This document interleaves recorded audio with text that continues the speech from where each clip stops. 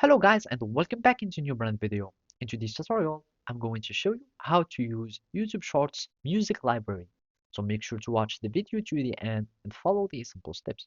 So the first thing would be just to open your YouTube mobile app so you can start creating your shorts. So we can just go there and click on the plus so we can start creating content. And basically here, the first thing we see on the top is the add sound. So basically by going to add sound, it will take you to the music library or the sound library. So basically we can just click on add sound and from here we will find both browse and save tabs.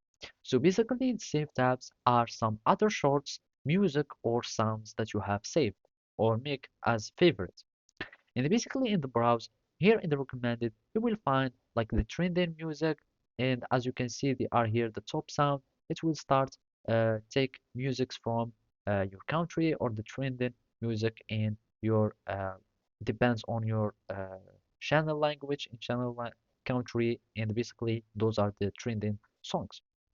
And also you can start browsing by recommendation. And recommendation are also some music that are uh, used widely used, like as you can see for these friendships, and they are it's used like 19 million times in or in a 19 millions shorts, etc., etc. So as you can see, those are the stats of each music, and you can click on see more, etc.